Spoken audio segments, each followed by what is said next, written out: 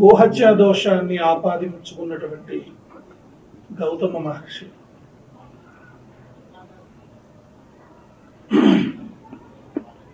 గోహత్యా దోషాన్ని పొందినటువంటి గౌతమ మహర్షి ఆ యొక్క దోషాన్ని పోగొట్టుకోవడం కోసం ఈ యొక్క మహాక్షేత్రానికి విచ్చేశారు. ఇది నాసికా త్రయంబకం. ద్వాదశ జ్యోతిర్లింగ క్షేత్రాలలో అత్యంత ప్రధానమైనటువంటిది. త్రయంబకేశ్వరుడు విలసిల్లుతున్నటువంటి మహాక్షేత్రం ఈ యొక్క నాసికా త్రయంబక క్షేత్రం. ఈ యొక్క మహాక్షేత్రంలోనే గౌతమ మహర్షి ఈ యొక్క ప్రదేశంలోనే ఘోరమైనటువంటి తపస్సు చేసి పరమేశ్వరుణ్ణి మెప్పించాడు. బ్రహ్మగిరిపై కొలువైనటువంటి పరమేశ్వరుడు ప్రసన్నుడయ్యాడు. వరాన్ని కోరుకోమన్నాడు. స్వామి, నాకు ఆపాదింపబడినటువంటి బ్రహ్మహత్యా దోషాన్ని తొలగించి నన్ను ఆశీర్వదించవే అని వేడుకున్నాడు గౌతముడు.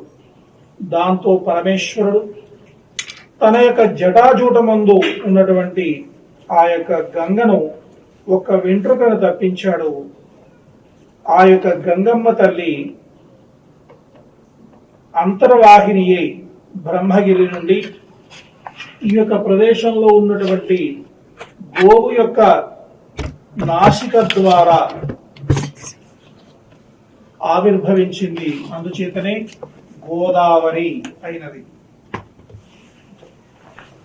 గోవు యొక్క నాసికల నుండి ఆవిర్భవించినటువంటి పుణ్యప్రదమైనటువంటి గోదావరి గంగమ్మ కొలువైనటువంటి గోదావరి గంగమ్మ ఆవిర్భవించినటువంటి గోదావరి గంగమ్మ జన్మస్థానమైనటువంటి పుణ్యప్రదమైనటువంటి క్షేత్రంలో మనం ఈ రోజు ఉన్నాం.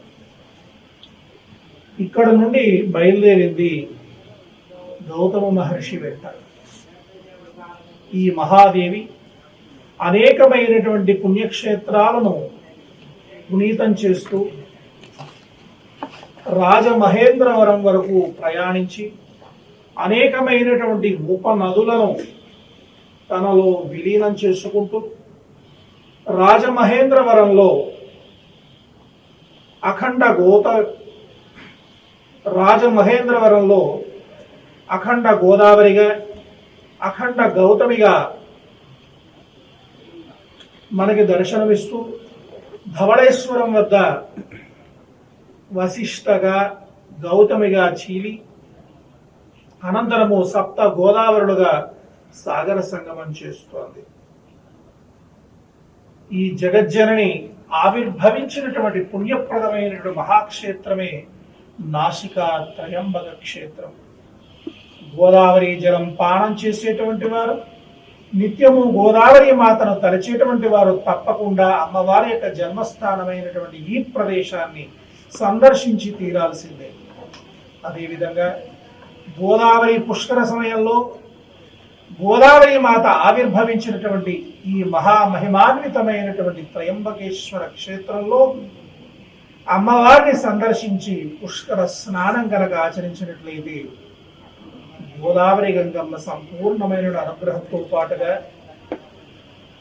30 కోటి దేవతలతో కూడుకుని ఉన్నటువంటి పుష్కరుని యొక్క ఆశీర్వచనం లభించి ఆగామి సంచిత ప్రారబ్ధ కర్మలు వెనువెంటనే క్షయం ఉంది.